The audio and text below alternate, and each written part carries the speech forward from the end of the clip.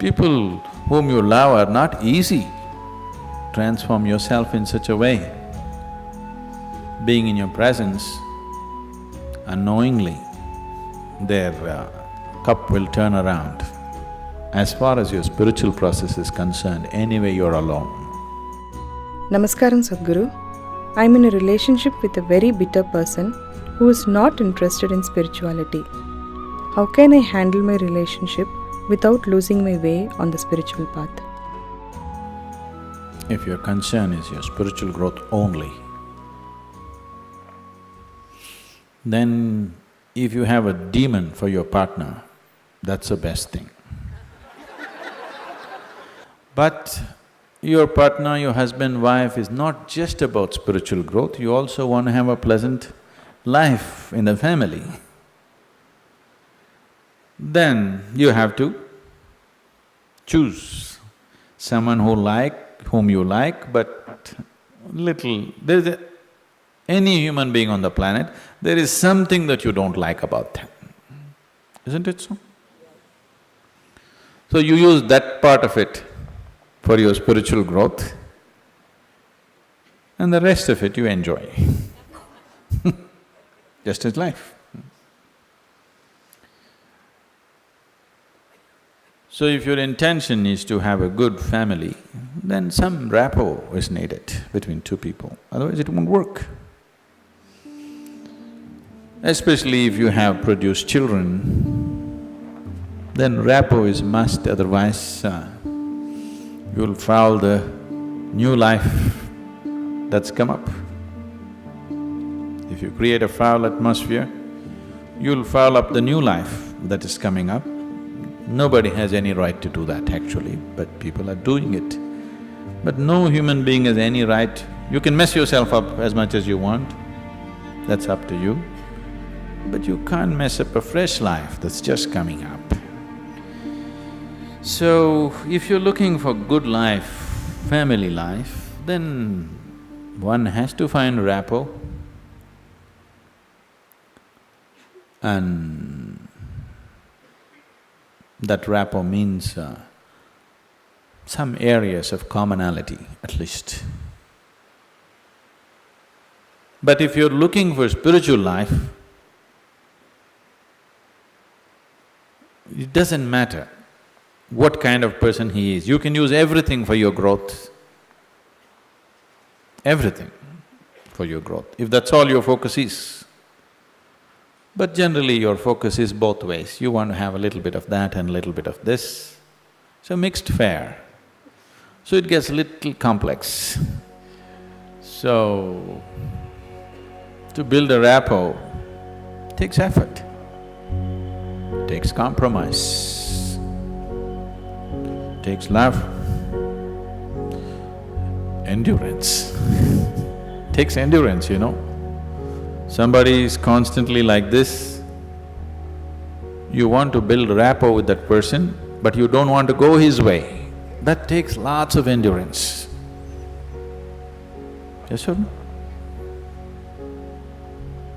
People whom you love are not easy.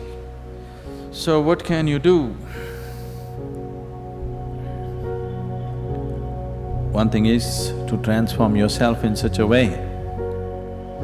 Being in your presence, unknowingly, their cup will turn around.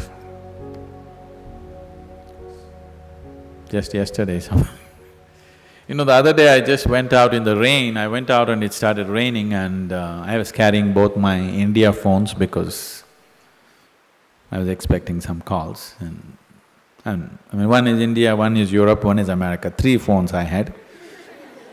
One I had in my jacket, other in my trouser pockets, and by the time I got here it got wet and both the phones just burnt up. Then people around me were telling me, Sadhguru, why carry 2 phones? Now we can have 2 SIM cards in one phone.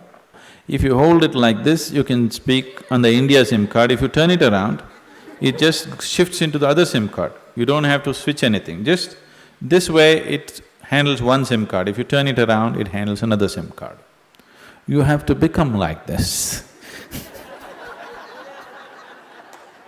I was very suspicious of this phone, I didn't get it, but but you must become like this. If you wish to take people who are around you with you, if you want to walk alone, it's very easy.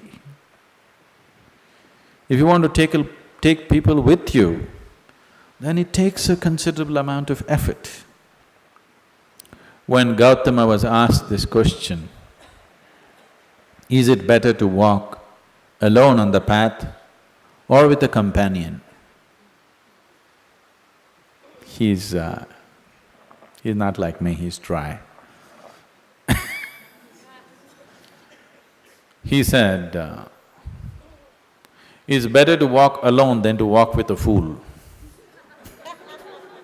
He's not saying don't walk with anybody, he's not saying don't have companions, but he said it's better to walk alone than walk with a fool. Because they can drain you, they can take such a lot of energy and time, and you don't know, they may be stronger than you and they may take you their way than you taking them your way. There's every possibility, yes?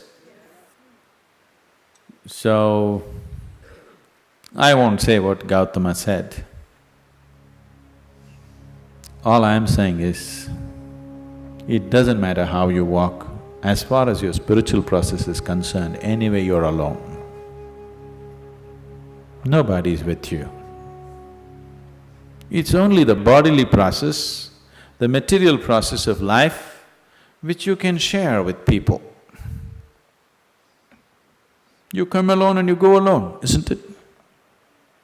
Even if you have a twin brother or a twin sister, you still come alone and go alone, isn't it so?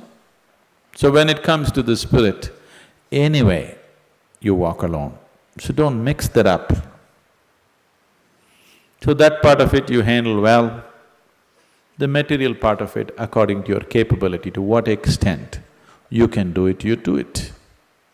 They come your way, it's wonderful. If they don't, it's all right, don't grudge them.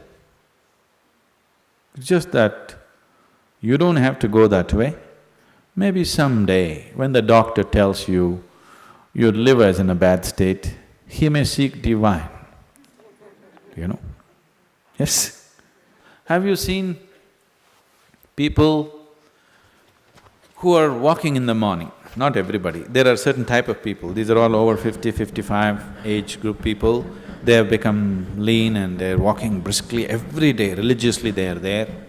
These are all people who generally had a cardiac problem. They almost died. Then their doctor told them, either you do this or you're gone. Now their walking is like a religion. Not Sunday morning, every morning. Have you seen those people? Suddenly they transform, they eat properly, they do everything properly because the fear of life and death has come. So different people need different kinds of impetus. If you're sensible, you learn by just looking. If you're not sensible, you learn by thrashing. Life will thrash you. The material part of your life is never 100% proper, it never can be. Isn't it so? Is there any family which is a perfect family? Is there any relationship which is a perfect relationship? Is there any business which is a perfect business? Is there any career which is a perfect career? There is no such thing, don't seek that. Your life will become wasteful and fanciful if you seek such things. They all happen to the extent you're capable of handling them, that's all. So, you make sure the spiritual part of your life, you handle it 100% properly.